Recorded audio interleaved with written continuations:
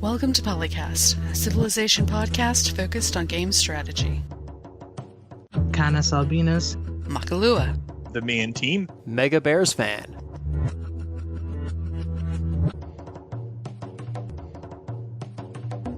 I'm gonna get one more coffee going, but I'm functional today, so. I'll be back in 35 seconds while I go put my shoes on because it's freezing here. Hello and welcome to PolyCast episode 428. I'm TheMeInTeam, joined by CanusAlbinus, Cold. Why is it so cold? MegaBearsFan. I wish it were a little colder here. It's actually kind of warm sometimes when we go out, which is crazy to think about being in January. And Mackie won't make it with us today, but you can consider her to be plotting against all of us. She would also probably say it's cold because I think it's still cold in Texas as well. I am not cold. Yeah, I definitely do not want it to be as cold as it is where you are, Canus. Yeah, it is 9 degrees according to my thermometer. Yeah, we're pushing upper 60s in the afternoon sometimes. Although we're supposed to get rain this week, which should keep things a little cooler. Well, that's news in Vegas. Oh no, we get rain. What's surprising is when we get snow. It's really snow. You are cutting out. Oh, sorry, I was quiet. I was just saying it's really surprising when we get snow here. Pretty uncommon. Yeah, Florida man. It does happen. Like, I don't know. I think it's less frequently than once a decade, but it happens.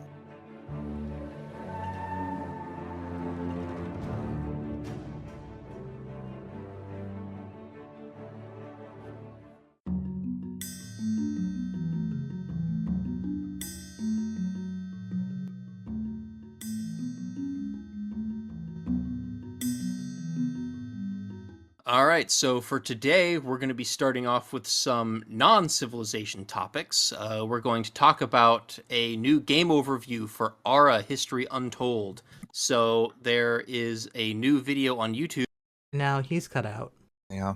Technical difficulties, everybody. Do. There's actually a couple videos on YouTube we'll cover.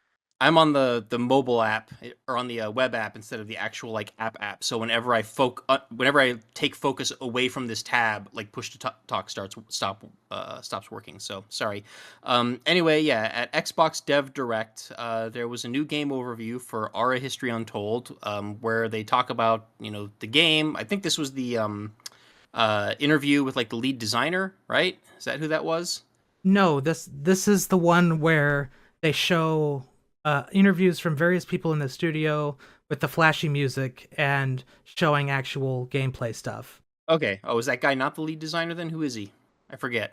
He might be the creative director because I think the lead designer is a woman this time. Oh, okay. Was she the in the other? She's in the other video, yeah. Thing? Oh, okay. Spoilers. All right.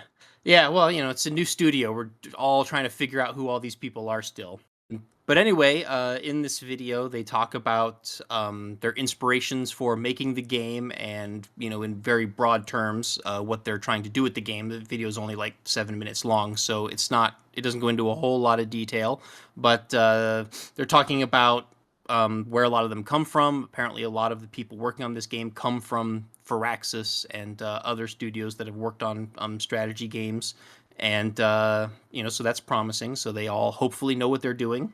And they all seem to want to take slightly different direction with this game than with the other strategy games that have come out before. So they talk about wanting to put a much larger emphasis on the world being interactive and was this the video where they talked about adding 2 other X's? I think that was the other one too, right? I'm getting them confused. I don't remember either of the videos talking about that, but I did only skim the second one. Did. And it was probably in the second one, so we'll get to that later. Okay. So, yeah. I mean, they talk about things like, how the victory conditions are going to work, how, how building things are going to work. Well, I guess there aren't victory conditions. There's a victory condition, which is a points victory condition. So, more similar, I guess, to humankind than to civilization. It's called prestige, apparently. There's various things that contribute to it. I'm trying to remember what humankind's analogous victory point was called. It might also have been called prestige, but I'm forgetting at the moment. Probably. Prestige is a fancy word, so a lot of people like to use it.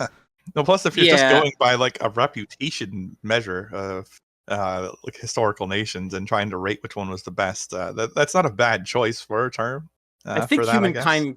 I think humankind called it like legacy score or something like that. Oh yeah, sounds familiar at least. Google, answer our question. But yeah, it looks like this game they're trying to put a lot more emphasis on player expression. So, they talk about things like growing and building your little civilization, like more how you want and more on your terms. Um, I think there was some talk about maybe there being like customizable architectural styles where you can like choose how your buildings look. And there's apparently like upgrade and crafting systems. They don't go into much detail for these sorts of things, but like apparently you take resources from the world, and instead of them just, being counters for whether or not you're allowed to build things, you have to like, I guess, choose how you want to put them together to create things. Like, I don't know, like maybe you choose what you want to build your weapons out of. Again, they don't go into much detail, so it's hard to really say for sure what any of And this really means. yeah, it looked like you had to craft the weapons for your army in the city window before you could arm your troops. Hey, it's like the Yeah, Hearts of but Iron tank designer. Nice. right, but it's unclear as to like how much freedom do you have to, like do you have to craft your weapons out of the same things, or like, can you make different weapons out of different things? Like instead of making all your weapons out of like steel or iron, can you make them out of obsidian or bronze? Like is that where they're going with this, or There, is it just like, oh, you still have to have iron, you still have to have steel? obviously, I have no involvement in the development of this game, but it would make sense to me if they allowed you to use any reasonably sensible resource to craft your weapons, but they have different stats and different availabilities and trade-offs to using them. So, like, depending on where you are, Obsidian may or may not be your best choice. Maybe you do want to use bronze or whatever, but they also, I'm not sure if it's in this video or the other one, but the tech trees are not going to be consistent game to game. So you may or may not also have the technology available as early or in your tech tree that would allow you to use some of these things. I don't know exactly how they're implementing that either, but I got some like Master of Orion type vibes from it in terms of some things won't necessarily be available. Yeah, that's a very common way of handling like research and tech trees in like sci-fi strategy games. Like, Stellaris does the same thing where you have like a few technology advisors, and each one of them researches like a different field, but the specific things that are available in that field at any time are like semi-randomized. So, it might be something like that, maybe. Yeah, if they really want to go into the weeds on this, and they could make it a really interesting system where you could also trade for weapons directly or resources for weapons in exchange for the other nation getting something of value in return. Yeah, but Depends that's what the game systems are really doing.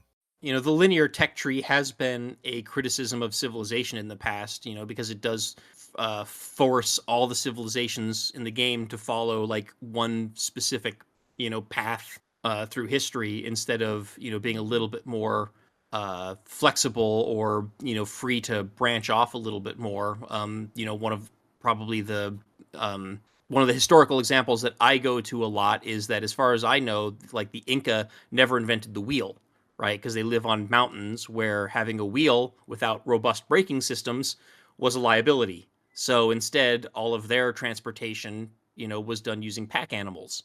I think there was I want to say llamas. Oh, Uh, that's the only really Alpacas, I domesticatable animal think. in, yeah. Maybe Yeah, llamas. alpacas, and not llamas. Alpacas. That's like the only thing they had in South America. So they pretty much, if you were there, you had to use that.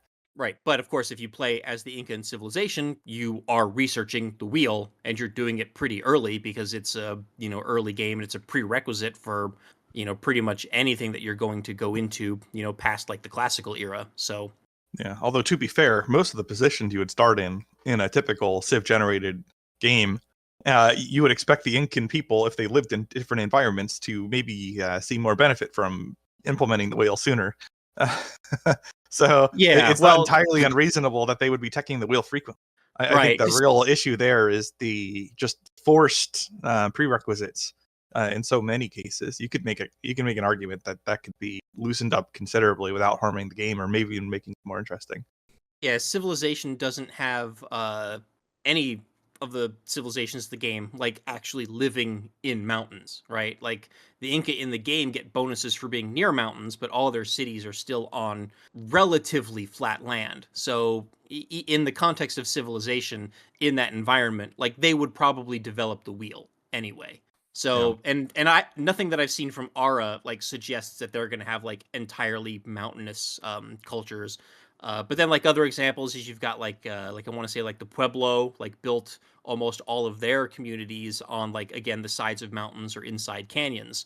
So slightly different trajectory for the building of large settlements, because if they had continued to exist and developed larger and larger and larger cities, like what would those have looked like in contrast to European cities that are built mostly on flat land? Probably depends on the time period where they get sufficiently large too. Llamas are New World as well. Are they? Okay. Yeah.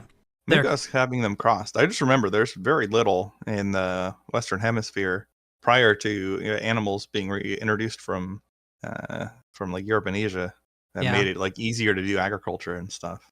Not there's a big advantage if you're living in the old world, so to speak, in terms of the animals available to you. Yeah, I mean, another big example of where real world societies deviate considerably from what civilization allows is with nomadic and pastoral civilizations, which still exist today, although there's not too many of them. But that's something that you also can't do in civilization, because when you build a city, that city is just there, static in one place for the rest of the game, unless it gets invaded and razed to the ground. Well, Although Damascus hasn't beyond moved much in the last 6,000 years. true. But we did have a little bit of experimentation in that field. We had Beyond Earth's expansion play with the idea of mobile cities. It was weird, but it was in the game and it was functional. Yeah. So I don't know if Ara is going to have nomadic cultures or pastoral cultures that the player is going to be able to play as. I guess we'll find out. I think it'd be hard to be competitive long term because these games are still modeling some technological progression through history. So, like, if you don't adjust as research advances, you're a sitting duck for a military invasion.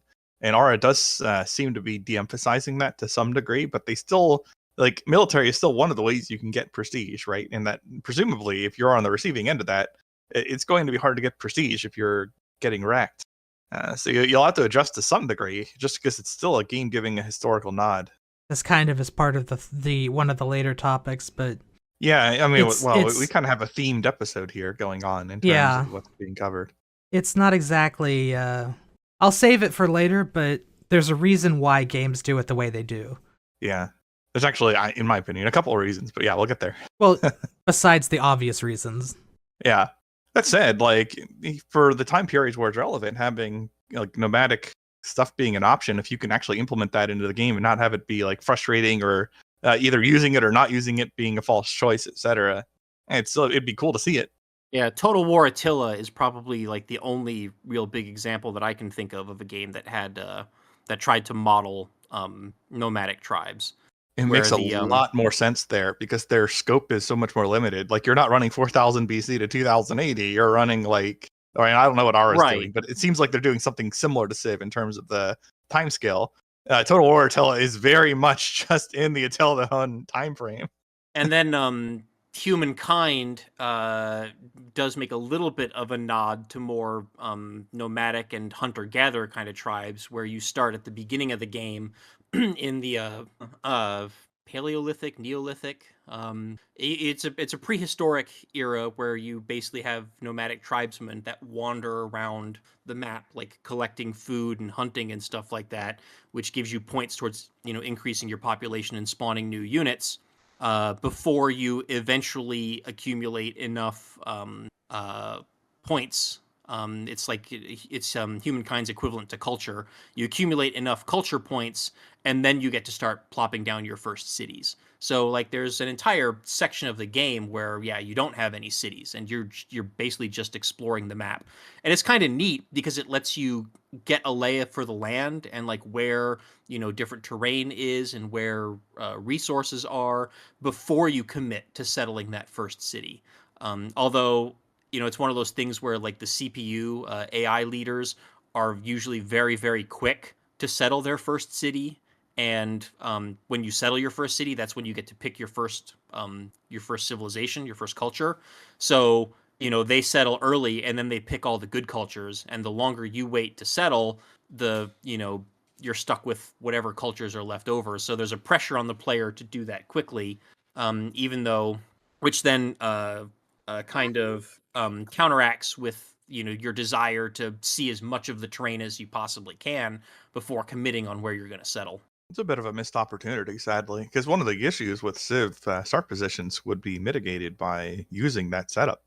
So if you had more time to fully explore everything, then you really could pick, because like civilizations in real history settled where it made sense. Ultimately, well, if you in terms of like how the game represents large scale civilizations, they didn't just like start somewhere and like, well, we're running out of time, so we're going to settle here. That's not how it worked. So it would be nice if we're going to go to the trouble of modeling that, having that exploration before you form into large population centers, that you would actually concentrate your population in the region of the world that makes the most sense based on where you're starting. Yeah, it's one of my favorite mechanics and concepts in Humankind, and I really do wish that it lasted a little bit longer. And I actually really hope that future Civilization games actually take some inspiration from that and do something similar. Like, I could totally see, like maybe a Stone Age era before, the Civilization's Ancient era, where you do a similar sort of thing. You just get units that explore around and collect, food and resources to start building your population. Then when you get enough population, then it becomes time to start settling, permanent cities. And, if you have that sort of mechanic in the game where that's a fundamental gameplay mechanic, then you could potentially have different civilizations where, that have that aforementioned nomadic or pastoral lifestyle where, maybe they can push that back a little bit further in the same way that like the Maori in Civ 6, push back settling their first city while you explore the oceans and, are passively collecting research and culture while doing so. All right, time to go wreck that other Stone Age tribe before we get out of the Stone Age. And yeah, you could do that in Humankind as well. Like if you encounter another faction's tribesman and they haven't collected enough population to start spawning new units, like you could defeat them and potentially wipe a rival player off the map before they've even settled a city. It's a lot harder to do in Humankind though, because the civilizations do start pretty far apart. Yeah, you're probably giving a lot up to go for that. But anyway, I ahead. was just going to mention real quick that one of the other things that I think is kind of funny about Humankind is I remember reading articles last year about how like there's not going to be victory conditions at all, and people were like speculating like how is this going to work? But then it's like, well, I mean, they have a victory condition. It's a score victory condition. It's not as like there were people like talking about things like where you set the victory conditions as you play, and I don't know, it doesn't seem to be quite as ambitious as that.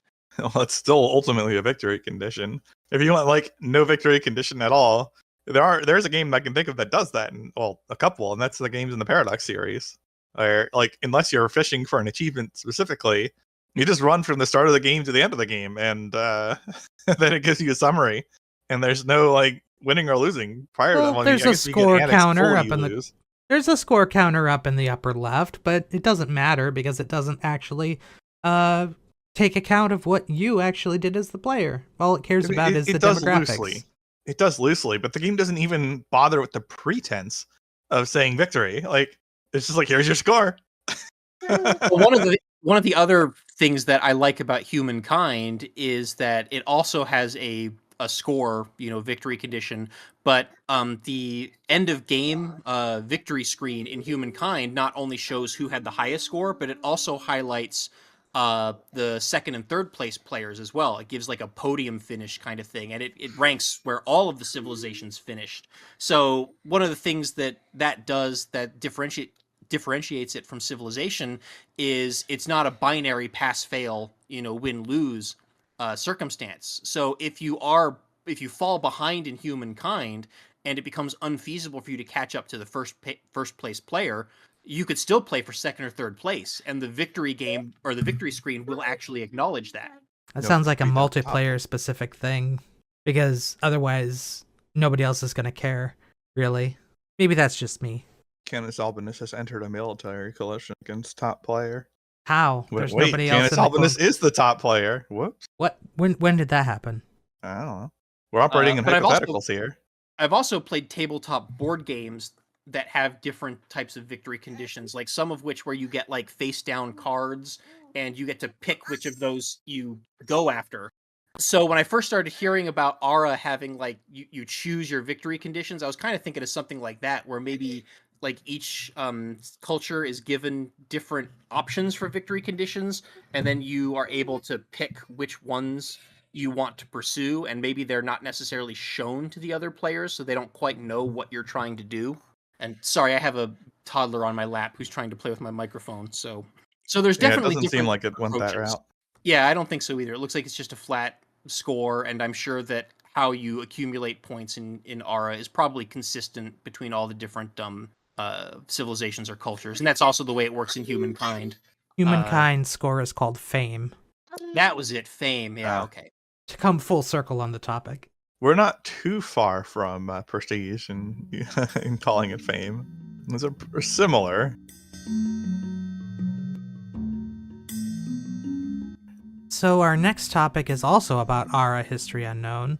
It is from the Dev Diary series on Ara's official YouTube channel.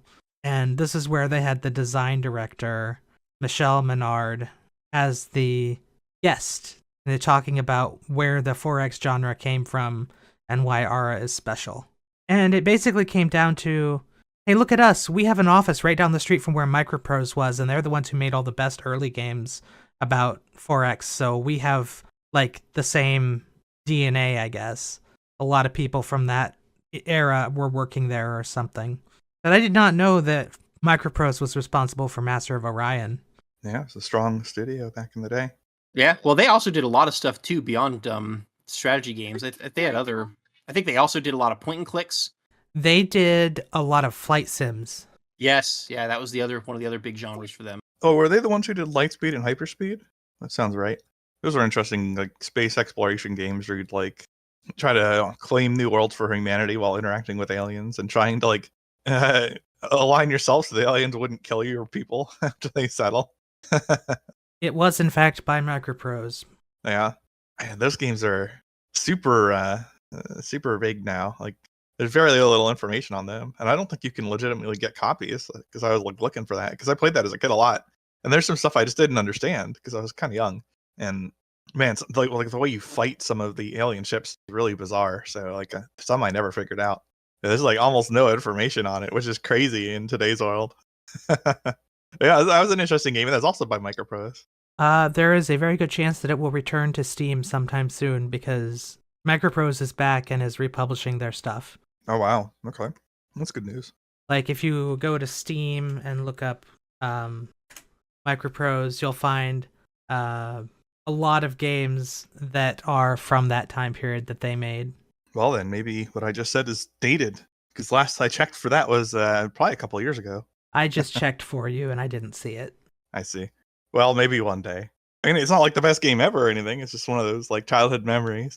Especially because in my case, it feels like a little bit of unfinished business, right? You can go back and beat something that you were once struggling with. Rex Nebular and the Cosmic Gender Bender? What the hell? Is that a Microprose title? Apparently. That might be why I've heard of it before. Hey, maybe we'll get the strategic studies group back too. Not likely. I think this is the video that I was where I was talking about earlier, that they talk about how they're kind of trying to redefine 4X by adding 2 other X's to it, which were expression and oh gosh, what was the other one? Experimentation. Yes, was there expression other one? and experimentation. So they're trying to de-emphasize the extermination military part of it and emphasize creativity and expressiveness in play. We'll see about that. That sounds like corporate talk to me. What matters is the details of your mechanic. Yeah, well, I'm sure that's where the aforementioned like crafting system comes into play. Yeah. But again, there was talk in one or both of these videos about things like, being able to change your architectural style. So I don't know how much creativity or expressiveness you'll have in that. I mean, there's some demand for that because you see people doing like they'll post on Reddit like the way they build their nations in EU4, which is not really designed for that and is pretty limited in the ways you can creatively express in terms of how you empire build there, and yet people still do it. And sometimes they still come up with like really odd ideas, and it is amusing to see. So if a game actually adds a ton of options in that regard, and it implements it well, which I'm not the person to tell you how implementing that well is, because it's not really the reason I play games, but a lot of people do. And if it's built in a way that they enjoy interacting with, you'll probably get a lot of that on forum posts and stuff. I think even on Civilization forums and on Reddit, there's like rate my build, topics that come up from time to time where, people talk about like, oh, look at how pretty my districts are laid out or whatever. Yeah, rate my encirclement and Hearts of Iron. Like this stuff is super common. So like if you can tap into that demand and meet it, there's a lot of people who have that demand. So and it's huge in like city builders, right? Like city skylines. You go on their Reddit and it's just post after post after post of look at how pretty my city is. Yeah.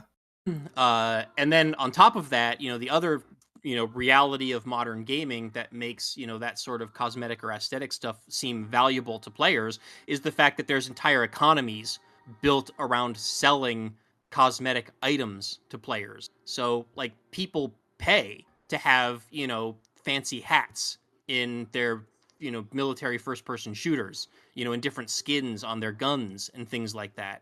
So, I'm hoping that this doesn't mean that Ara goes down the route of like selling cosmetic, architectural styles and buildings and stuff like that as like microtransactions or loot boxes. Like that idea getting into our 4X and historic grand strategy games just terrifies the hell out of me, because we have statements from like the CEO of 2K years ago saying that they want every one of their games to have microtransactions, and it's like ugh. So I don't know if Ara is going down that route. We haven't heard anything yet about there being microtransactions or in-app purchases, beyond like the typical stuff of buying new civilizations and leaders, but like, I really hope they don't start selling microtransactions with units and buildings and different art styles and stuff like that. That would. I mean, that kind of stuff fits a free to play model if they're going for free to play. But otherwise, yeah, it's kind of sad how like microtransactions generally sound relatively appealing when you compare them alongside loot boxes, which is random microtransactions. Yeah, I mean, geez, we've fallen far. Yeah, you remember the outrage on horse armor in Oblivion? And I mean, that's a pretty famous meme. So yes, I remember. Yeah, like okay, if you're getting like a super cheap game or a free to play game, and you're like, okay, we're gonna sell you whatever, like you can buy packages of architectural styles that you enjoy, and otherwise you can ignore it, and that's whatever, right? Like if the price amount of the stuff you want amounts to like what the game would be otherwise, then whatever. Like people are just getting what they want. You're probably leaving money on the table even then that way. Yeah, Paradox has actually quit doing that kind of stuff too. Like, yeah, they used to make unit packs every time there was a DLC, and they stopped doing that because apparently people didn't like it. Yeah, well, and then you've got on the other end of the spectrum, Ubisoft that said what I want in December or maybe earlier this month that gamers have to just accept the fact that they can't own their games anymore, because Ubisoft wants to move towards all video game sales being basically purchasing a license to rent the game for a period of time. That's not exactly what he said.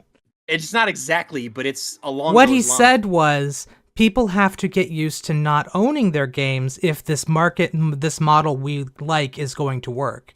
So yeah, I don't respect that at all. I don't respect it either, but he did not actively say, we're going to introduce this whether they accept it or not. He said, we have to make sure that they accept it before we do it. Well, but that's still a statement of intent, that's the way they want the industry to move. They don't want people... I mean, there's already been a movement for years to get rid of physical media. Like, the newer Xboxes and PlayStations have versions that don't even include a disc drive anymore because they want everything to be a digital purchase. And so the broad trend is so strongly, and you don't own what you buy, that like yeah, Canus, you make a distinction there, but for me, there's no real difference to this distinction. Screw that guy. There's a legal distinction, is all I notice. Well, sure, okay, but nevertheless, like we're even getting this with cars, where people get like friggin' stranded because their car downloaded an update that borked it. Like, screw off with that. Seriously. Or BMW wanting to sell heated seats as a paid service. So like the hardware to heat your seats is in every car they sell, but you have to pay an extra monthly fee in order to actually use it. Yeah. So the base cost of the car, I'm assuming, is probably more expensive because they have that hardware there, right? Which is expensive to put in the car, but yeah, it must be. So you're probably already paying for it when you buy the car, but then they want to charge you extra. Although there was like a crap ton of negative pushback against that, and I think BMW did eventually abandon that. But that shows that like even the non-video game industries are like looking at how much money like EA and companies like that are making off of like microtransactions, stuff like that, and they're saying, "Oh well, we want a piece of that pie too." And they're being rebuked thusly. I hope I hope consumers stay, like, at least drawing the line there. Like, when you buy something, you own it. Please. Please, as consumers, as listeners, as whatever, do not let those people, and I would just say this as condescendingly as possible, that are trying to change this to the point where you don't own what you buy. Do not let them implement that successfully. Well, I want to say that this has gone to court multiple times, and the courts have said, no, people own what they buy, and they have a right to like resell it. They have a right to repair it. You know, they have all of those rights, but yet these companies still basically just ignore it and keep trying new ways of skirting around those rulings. Yeah, and they block repairing attempts and such, sometimes very maliciously. Right, because they know that, like, at the end of the day, the consumer has to be able to afford to take this sort of thing to court, to challenge it. Otherwise, they get away with it. Yeah, and then even when they lose, they just, like, create a different barrier. Like, you know, now you need a different type of software update or whatever, or make it super inconvenient, or yeah, you can repair it, but you need these special tools, and we're not going to make them available generally. Like, there's so much BS when it comes to this stuff. Yeah, the law or the court ruling technically only said we're not allowed to do A, so we're going to do B, even though A and B are almost the same thing and are, you know, and work identically from the consumer standpoint. Yeah, yep. Stuff like that. I don't have enough cynicism in me to follow this train of thought. Not because I don't think it's going to happen. Unfortunately, we have hard evidence of companies doing not because I don't think stuff. It's going to happen or has happened, but because I don't want to disturb my complacency. Well, I mean, as long as you aren't contributing to them switching to that model. Oh, hell no. You're pretty much doing your part, so it's fine. Well, it's hard not to. I mean, anytime you buy a game, especially a digital purchase, I mean, you are kind of contributing to that, because that is, you know, the foothold that they have now is digital. It depends. Purchases. Like, under the licenses of most games, you still own that game. Like, they can't say, oh, well, you said something we don't like, or we think you did something wrong, or whatever, so we're going to take away your access to the game, and contractually we're allowed to do that. I solved this by not playing games that are subscription services. Yeah, well, but it's not subscription services are a little different. But most games that you buy and allegedly own, like, they still can't say, actually, no, you don't own this anymore.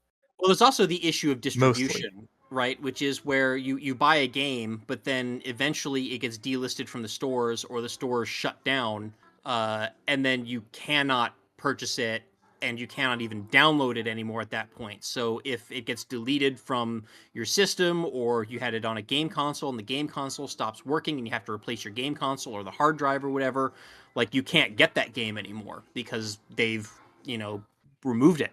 Yeah. So there is that reality as well. Even if the game isn't a live service, you know, that requires an internet connection and authentication and stuff, like things like that are now starting to happen. I can't remember the names of the specific games, but there's been multiple examples in the last couple of years of games that you just can't play anymore because you can't download them. Pretty much every downloadable only game on Xbox 360 is going to disappear at the end of the year. All the stuff that was on PSP that was digital only is gone forever. There's a lot of stuff gone, and I don't like to think about it. And that's where legally dubious sites start having legitimate justification. But maybe we don't go too in the weeds there. But it's against the terms of service. Yeah. So we're not talking about it, right?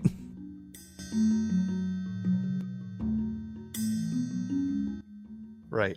But I'm just saying, there's a reason these things exist. So yeah. I'll stop there. What's our next topic anyway? Hey, I forget. Well, it's back to Ara adjacent. Is it? But sort of. Oh no, it's me actually. I missed that. I'm up next. Whoops.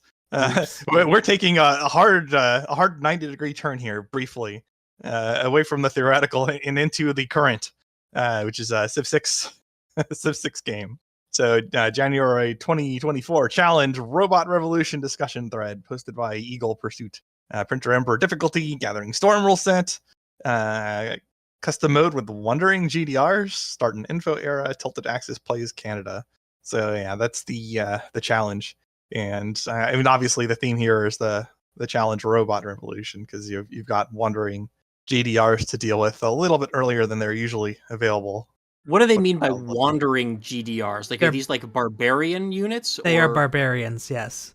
Or rather, they use the zombie mechanics, but they're smarter. Oh, zombie GDRs. Okay, well that does sound quite intimidating. Well, yeah, because you're in info era. Like if you have like all the techs in the game, you can use contemporary stuff to GDRs to handle GDRs. Like they're a tough unit, but you can deal with them.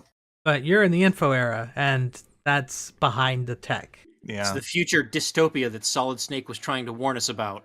Metal Gears everywhere. Yeah, I wonder what like the lowest tech unit that can feasibly handle that. Biplanes. You're gonna like tickle them though. I mean, I guess if they don't heal. There's evidence in the thread that with 3 cities and 2 biplanes, you can hold off the robots. Okay. Well, like a robot or all of the robots? Multiple at one time. Yeah, I mean, presumably you're not going to get everything attacking, but yeah.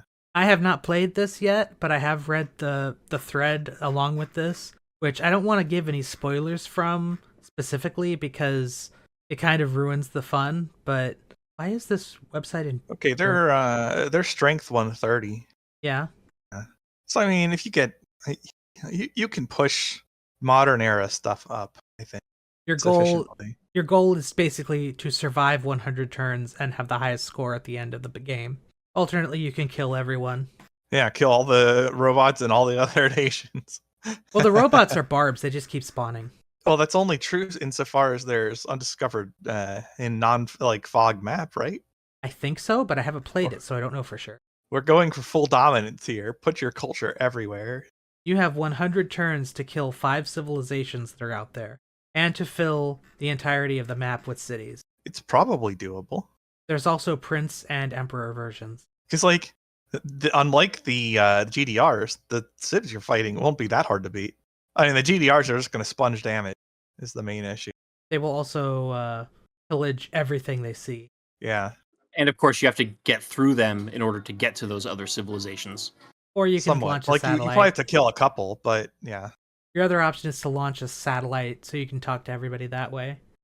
Yeah, but if you want to conquer them, you kind of still need to go over there, one way or another. Well, yeah. And I would imagine that it would be safer to be in the water to travel. Oh, true. Yeah, you really just need to get to the point where you can start reliably damaging the GDRs and clear that crap out. And you can probably even kill the AI while you're waiting for that kind of tech. If you can get to them. Well, like you said, there's water and such. There's ways. Yeah, you got to kill the other 5 civs in 100 turns while dodging giant death robots. Yeah. That sounds like fun. I'm going to try it. I recommend that everybody try it. It's very important to make sure that you try to settle as quickly as possible before the GDRs get close to you. Well, yeah, you don't want to just die on the spot. I probably won't try it soon. There's an ongoing Dungeon Crawl Stone Soup tournament that I'm in, and Dominion 6 just came out, so, you know. I have a heavy slate for the next couple weeks here, but at some point. I don't imagine it will take long to get through 100 turns, but that's up to you.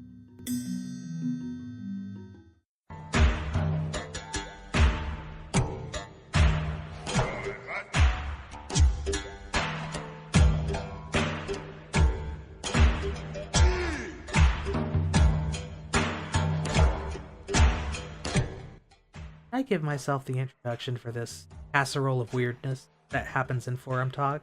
No, I gave it to MegaBearsFan. All right, are we ready for that then? We are ready for that. All right, so bringing things back around full circle again, we have a academic paper that we're going to discuss. This one is out of, is that pronounced Leiden University? Leiden or Leiden?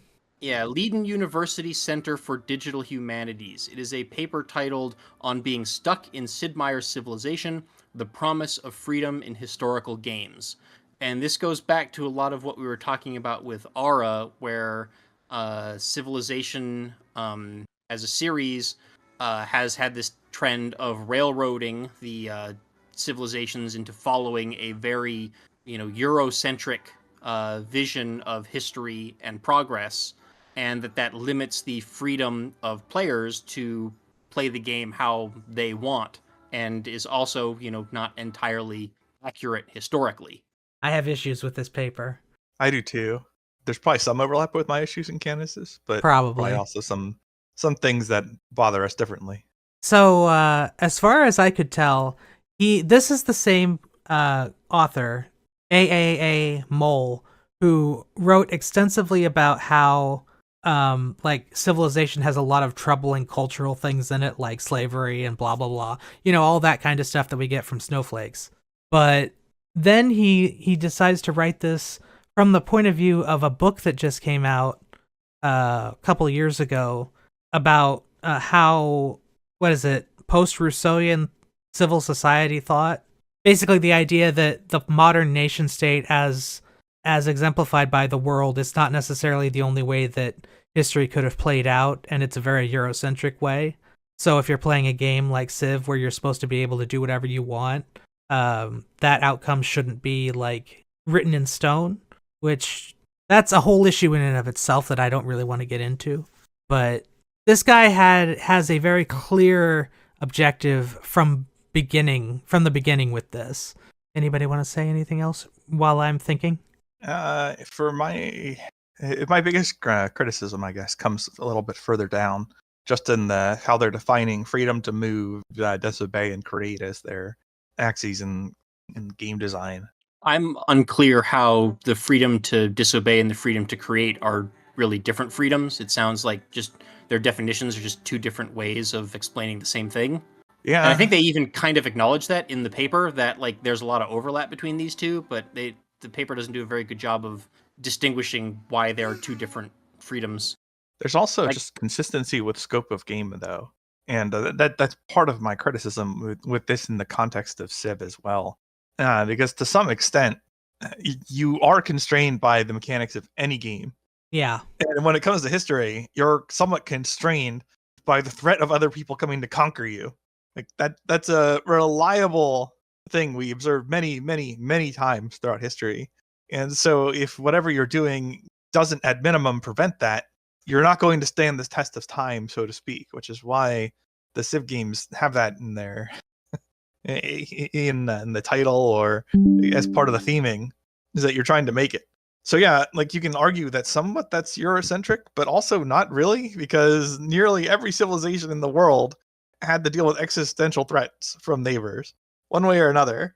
When it the Ashoka conquest of India had nothing to do with any modern European ideals or look on the world, but he still did it. The Mongols still overran China, so I don't know. They would have. I'm not sure I agree with the notion that some of the stuff that you have to do in the game to survive, or what's considered good in the game because it allows you to survive, is Eurocentric. This is still a history-themed game, and that overwhelming threat, it was something that loomed over every civilization in history without exception. So if you're going to design a game that's modeled after history or even inspired by history, it's hard to get away from competitive measures of survival. And that really undermines a lot of what they're talking about here with freedom to disobey. You actually have freedom to disobey in Civ. You have freedom to disobey in EU4. The thing is, you're punished for it. You lose the game, which they say they don't want to have happen. Well, okay, you can play however you want, but if you're playing a game with rules, then if you're doing things ineffectively, then you're going to lose. And then don't get salty that you lose. Well, apparently they're salty that they lose, so they write a paper about it. Well, there's definitely a viable criticism if the way to not lose requires, always playing very similar optimal strategies. And that's a complaint that comes up with a lot of games, especially strategy games, is there's, oftentimes one right way to play, and especially in the context of a game like Civilization, if that one right way to play the game is the same across all civilizations and all leaders and all map types and all starting conditions, then that's a problem. A big case in point would be if we remember in Civilization 5, everybody, competitive players all said they favored the what was it, tradition social policy tree, because that game's mechanics were set up in such a way that Civilization 5 rewarded having a small number of very large cities as opposed to a large number of small cities. And that's actually something that changed after the release, because if you remember when Civ 5 Vanilla first came out, every city center gave you like 2 gold and 2 research. So, Believe me, I remember. The optimal strategy in that game was to just build as many cities as you could, like 3 tiles apart, because every one of them was giving you free science and culture, and that more than or free science and money, and that more than offset any of the maintenance costs or happiness penalties that you were getting. Because as long as you kept those populations low, the unhappiness penalty was capped. So they pivoted the design of the game, and that's a choice that the designers made. So there's an argument about whether or not that was, either of those was the right choice or the wrong choice, but it's, what we ended up getting. And that is problematic when there is one right way to play the game, especially in a game where the whole, selling point of the game is, to be able to play it in different ways. And I think that's partially agree. It depends how reductive you're being with one right way. In Civ 5, the example you're giving is good because there really was like one strategy, and it switched which strategy the one strategy was for the most part. I mean, you can make a case for you can make a case for liberty, but it wasn't. What about honor every game? I was cherry tapping. There's nobody. Nobody was under the illusions of anything else other than that I was cherry tapping. Mad Jin said anyway. Honor was viable. Yes, he said it was viable. Mad Jin did not say honor was optimal. I don't know if he ever said anything was optimal, though. Okay, well, I mean, if you want to go back in time or find him and ask him, okay, well, what gives you the best chance of winning as a first pick in Civ 5? I don't think he'd tell you honor. Probably not, no. But I guess what I'm getting at is, like, how reductive are you being in making this analysis? Because it is always a good idea in these games to have enough of a military force to survive if the threats near you attack you. So, like, you can say, okay, well, that's bad because this is always the correct strategy. Well, okay, but game to game, the amount you need to invest to do that is going to vary drastically, because the amount of threat will vary, and maybe the specific things you do are different. As it turns out, depending on the design of the game. As it turns out, everybody in history who didn't protect themselves kind of isn't around anymore. Yeah, but what I'm getting at is there's like a right and wrong way to implement this. Like, you don't want a single strategy to be viable in games. On the other hand, like, what really comes down to is if you have like meaningful choices and trade-offs. Because like in a shooter, it's pretty much always the optimal strategy to kill the enemy before they kill you. Like, no, not very many exceptions to that. Like, sometimes there's an objective or something, but like, it's never a problem to destroy an enemy by shooting them in a shooting game. But that doesn't mean it's a bad game or that like this is a problematic element of the game. In fact, it's like a core feature of the game. But there is a problem if, for example, your game is advertised and marketed as a immersive sim, but Civ all isn't, you ever though. do is no, I'm not saying it is, but taking the example of first-person shooters, right? If you have a game that's advertised and marketed and sold as an immersive sim, but then the only way to really viably get through the game is to just shoot everything, then it's not a very good immersive sim and arguably not a very good game. Yeah, all right, sure. If your goal is one thing and your implementation doesn't meet the goal, then you can say that insofar as those two things are true, it's an objectively bad implementation even. Yeah. And a lot of that comes down to personal taste and preferences. I mean, one of the best examples I can think of would be with the trajectory that the Fallout games took after Bethesda took the rights to them. They, over time, became less and less role-playing games and more shooters. And for a lot of the longtime fans who liked the Fallout games as role-playing games, the Bethesda-developed games were with the exception of potentially New Vegas, which wasn't actually developed by Bethesda, but Fallout 4 in particular, those people would argue is not a good game because it's like not even a role-playing game at all anymore. It is basically devolved into being entirely a shooter. So personal taste has a lot to do with it as well. Sure. But that's just like personal taste will inform the type of game you like. But within the context of that style of game, you still have good and bad implementations of it. Yeah. So one of the areas where, you and I might differ is, since I also very much enjoy like city builder games and stuff like that, my favorite things about Civilization often end up being the exploration and the, empire building. I'm a builder kind of player. I like building more than I like tearing things down.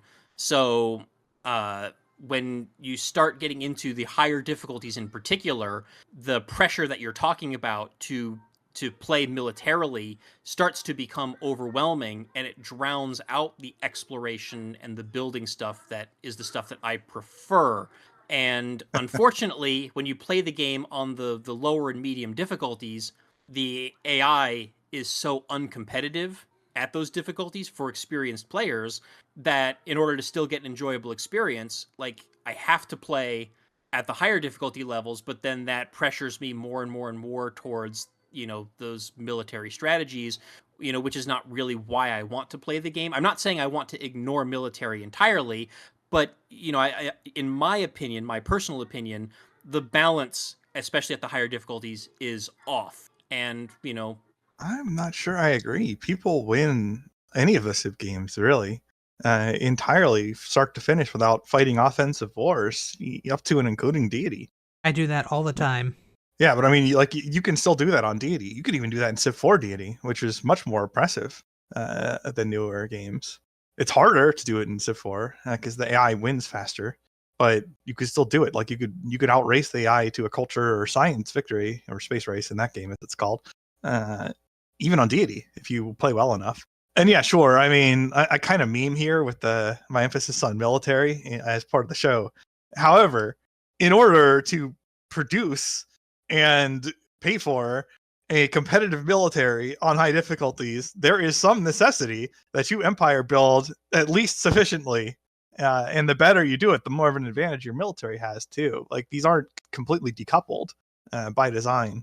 And that also means that if you are building your nation effectively, like going through tech well and all that, you're not that far from being able to invest some of your resources in at least a military to defend yourself, which is significantly less of an investment than constructing an offensive military to go conquer AIs and then still defend yourself if someone else attacks you and so on. Like you need a lot more units for that than you do to just like, okay, well, here's a choke point on my northwestern part of my empire. I'll put like 3 or 4 units here, and then if someone attacks me, I can maybe buy 1 or 2 more, and then like you defend your other flank with like similar investments on each of the AI borders, and that gives you the ability to respond without dying, without actually that much of an investment, and usually hold off several times the size of your standing army. Yeah, as long as you have at least some troops to defend your border cities, and then you react properly. So I don't know, like it's hard to do it perfectly, but I think Civ games have done a pretty good job with that. 5 accepted, because I hate the I hate the constraints that they added as very shortly after the game came out. But I think 4 and 6 both have pretty reasonable balances between military and their empire building side, and you really can't succeed in Civ 4 Deity, and to a lesser extent even Civ 6 Deity, without at least some attention to how you're managing your empire. It's like I don't care how good you are with micro, you're not beating like tanks with the knights against the AI. Like when the AI also outnumbers you, that's not a thing. Like you have to at least have contemporary units and then control them properly. Like that's a bare minimum to winning. And I think I will also agree with you that Civ 5 was probably the worst in that regard, where Civ 4 and Civ 6 I think are much better at providing a variety of viable playstyles. Although I say that with the huge disclaimer that I was still very young and new into Civ when I was playing Civ 4, so I was never playing on very high difficulty levels in that game. I capped out at probably like King or whatever is the difficulty level just above King, maybe, for Civ 4. So Monarch? No, it would be Emperor, wouldn't it? Yeah, I don't think I got higher than King on Civ 4, but on, Civ 5 and Civ 6, I've been, going up into Emperor, and then occasionally dabbling on Immortal. I'm not a good enough player that I'm winning games on Deity. So, I'll put that out there. But yeah, so Civ 4, in large part because I was playing on easier difficulties, obviously a lot more strategies were viable for me anyway when I was playing. Now, what's your barrier to winning on Deity, though? Are you just getting conquered immediately, or is there like the AI racing too far ahead in tech too quickly, or? I mean, it's a lot of the above. It's a big part of it is just not enjoying the games because they feel so rushed, right? Because the technology or the CPU civs are racing through the tech tree and eras so quickly. So Yeah. that's a big part of it as well, and that also is a personal preference thing. Like I like my Civ games to be a little bit on the slower side, where I have more time in a particular era to build and do things and use the units of that particular era. So yeah, again, it's personal preference a lot. I'm not saying that it's necessarily bad game design. It's just I prefer to play in different ways, and the higher difficulties put pressures on me that prevent me from being able to play in the ways that I want to be able to play. Like I play on those higher difficulties, and then it'll be the sort of thing where it's like 600 BC, and I see that CPU caravel show up on my coastline from another continent, and I'm like, well, I'm not catching up to them scientifically. You can, though. The best Yeah, players, probably. without attacking the AI, can put the AI tech speed to shame Yeah, on but Deity. it's one of those things where it just pulls me out of the game. But that's empire building. Like that's optimal empire building in the sense of like you're playing that aspect of the game as effectively as you can within the rules. So like you're teching super fast. I mean, yeah, that your tech position relative to the numbers don't align to history, but like tons of things in the game don't align to history.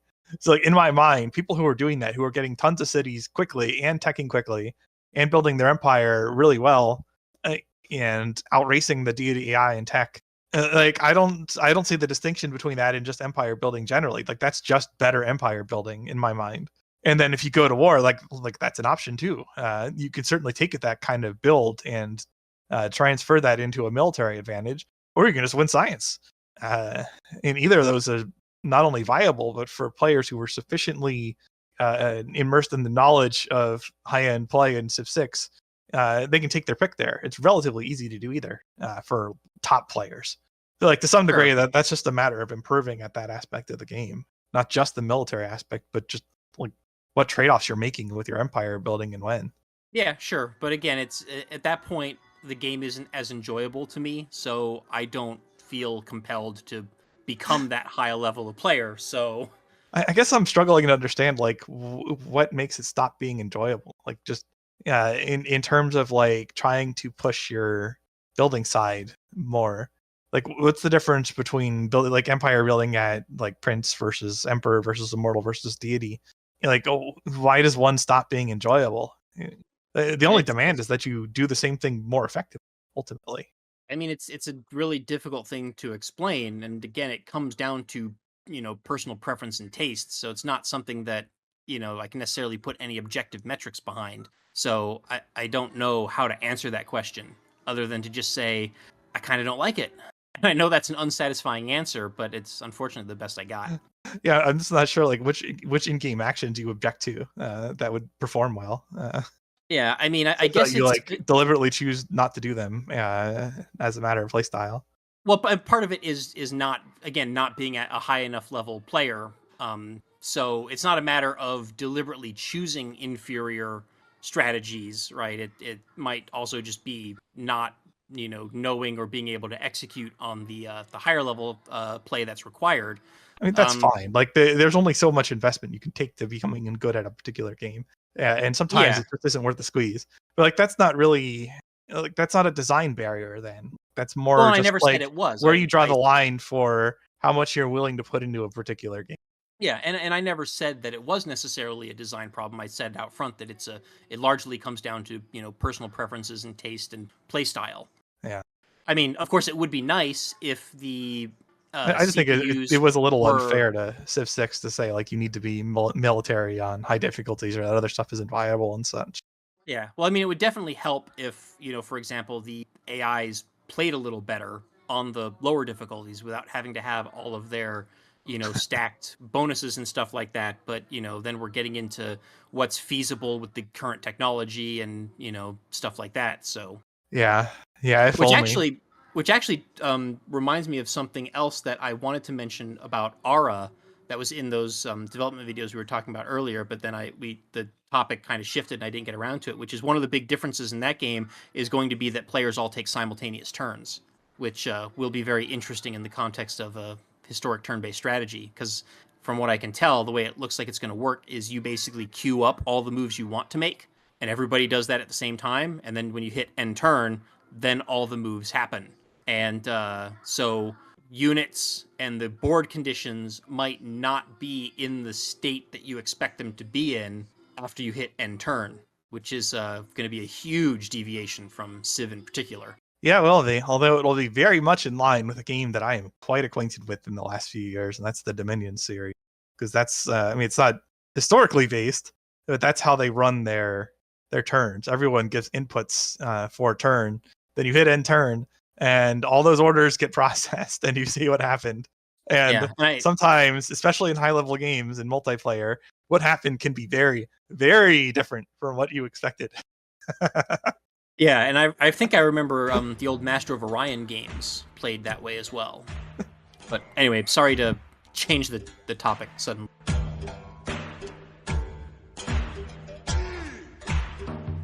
Okay, we're on to the next topic now, I think, right? Sure. All right, this is a thread by Overdrive. His first message on Civ Fanatics, so welcome to the community. He says, I'm new around here. I hope this thread falls into the category of Civ 6. I have played Civ 6 for a couple hours. I don't like how the AI doesn't seem to be playing the same game. I have several complaints about this game, and I'm wondering, are there any other games that you could point me to that are in the same vein, I guess? And also, what are good settings to use for this type of game as well? What do you mean by in the same vein in this thread? I think he's probably asking for suggestions for other historic, grand strategy games, of which, in the coming year or two, it looks like we're going to be spoiled for choice in that regard. Yeah. So in addition, that's once they're released. I mean, in addition to Humankind, which is already out, and also, if you want to count them, there's games like At the Gates. There was also Ozymandias came out last year, which was that really short, like Civilization kind of game where you play the entire game in like an hour or two. But then, as we've talked about earlier, we've got Ara coming out. And then there's another game called, Old World has also been out. I forgot about that one. And then we also have another game that was recently announced, Millennium. Yeah, Millennia, which I think is coming from Microsoft. Nope, that one's coming from Paradox. Ara is coming from Microsoft. Right, okay, I got them confused. So Paradox is jumping into the turn-based brand strategy. Microsoft's jumping in. There's going to be lots of choices. Paradox, their AI is not good, but like some of their AI plays the game that you're in more so than the Civ AI. Like EU4 AI has a lot of problems with it compared to like a good player, right? But at the same time, it's still playing the same game as you. Like it will generally try to expand. It'll do diplomatic interactions. If you're weak, it will pile on you with allies. And the bigger nations, like once they hit a certain point, they will try to expand generally, not just within the context of their missions. So you get something that like approximates mediocre human play from the AI constantly, which is something I don't think Civ does quite as effectively. Like the AI kind of like role plays, and that's part of the developer's design for it. Like it's not playing Civ 6; it's acting as like an entity for you to interact with in Civ 6, and you can lose to it, but it's not really like trying to win. Whereas like Civ 4 or not, EU4 doesn't have that kind of victory condition. However, like the AI is just trying to get stronger and like play the game as a human would. It's just less good at it than good players, much less than great players. So I guess in that sense, I could recommend it in the context of like you are at least playing the same game as your opposition. And one would probably imagine that the same design philosophy is going to go into Millennia as well. Yeah, most likely. I mean, it depends who on the Paradox team is working on that, because Paradox has like different teams doing each of their games, and that does change how they play. Like, Yeah. like not just everything from like basic design philosophy to just the sheer quality of the games can vary significantly depending on which group is working on. Yeah, with Paradox games. Well, but anyway, if for the person who posted this forum topic who's looking for other games to try after Civ 6, I mean, look at Paradox's catalog. I mean, you've got Crusader Kings, Europa Universalis, Hearts of Iron, Imperator, Stellaris.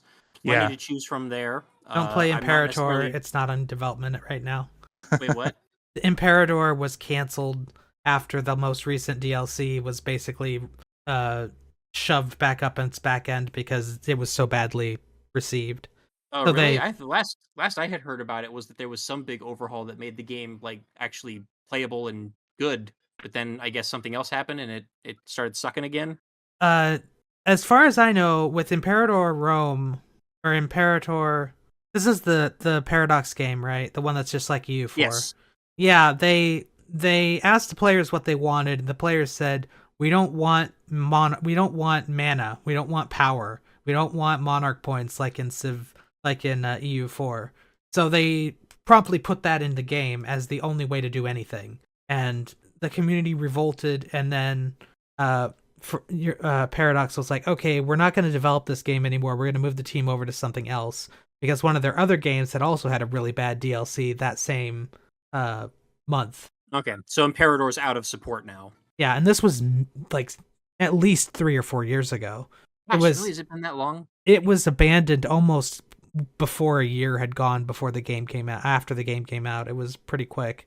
Yeah, well, and then if you don't like Paradox games, then I guess the next one would be to look at Creative Assembly's catalog. So the Total War games in particular probably be a good place to look. Although they have their own problems recently. Yeah, but there's some of those Total War games are damn good. I mean, Rome, the original Rome, Shogun 2 was one of my favorite strategy games ever. Total War Warhammer is pretty good, but don't buy the DLC for the third one. Yeah, I was never into Warhammer. I always preferred the historic Total War games, so I didn't play Warhammer. But I think I've also heard that the Total War Medieval was really good. I never played that one. And then there's Empire, Napoleon.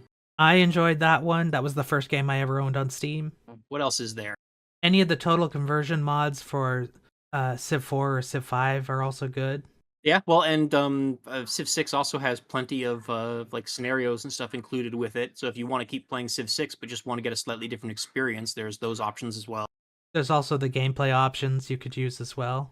Yeah, and there's recommendations in the thread for trying, different things, ranging from raging barbarians to, things like random personalities for the leaders. And, obviously there's different map configurations and different starting eras and stuff like that.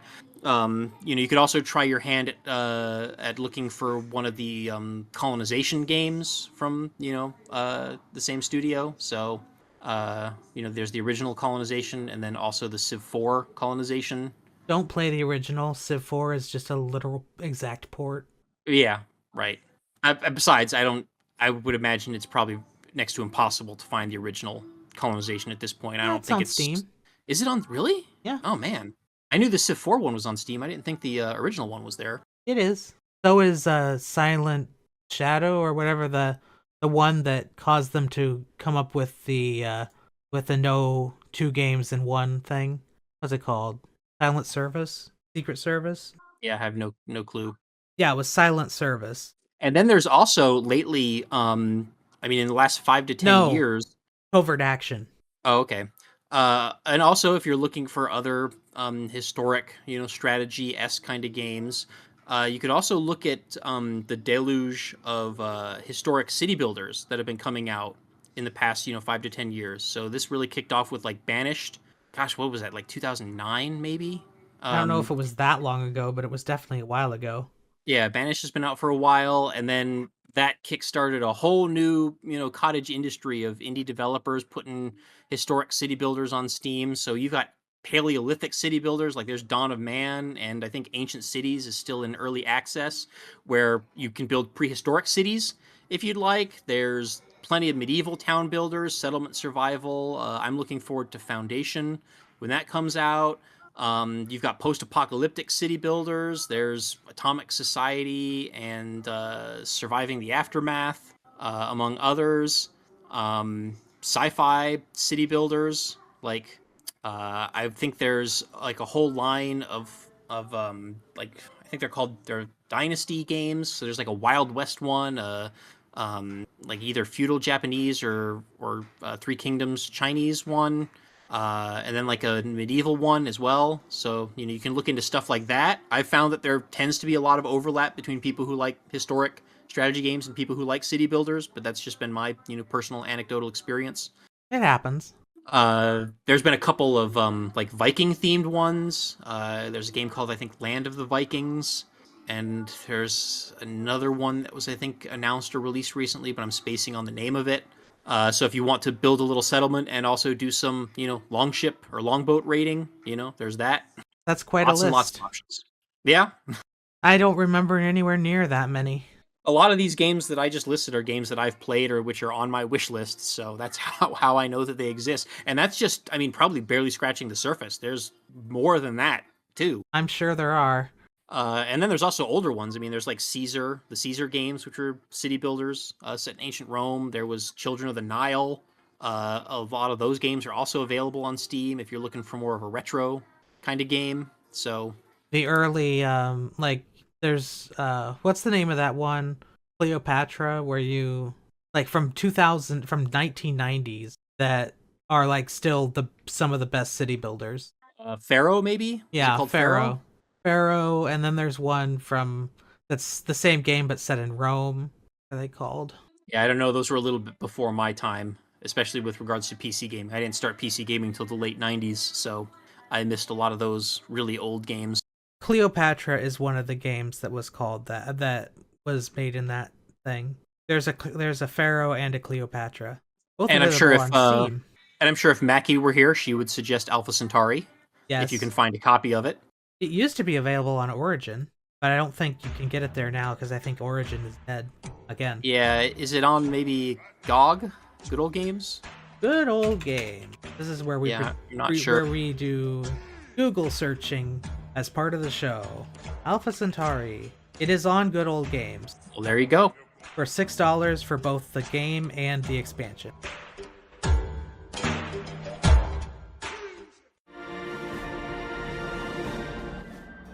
Hey, I've got a cat who's decided that she wants to explore my desk. Yeah, I had a toddler who yesterday learned how to turn off and on my microphone. So that's not good. That was a big part of my seeming to disconnect for a little while earlier in the show. He was crawling up on my lap and trying to turn off my microphone.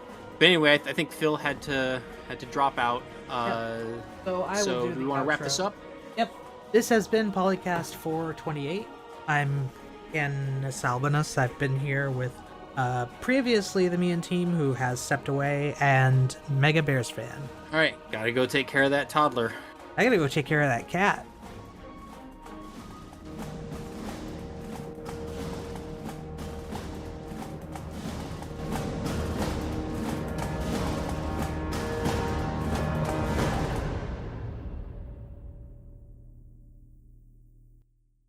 Civilization 3, 4, 5, Beyond Earth, and 6 sound clips. Copyright Take-Two. Don't do that. Interactive. Copyright the PolyCast at thepolycast.net.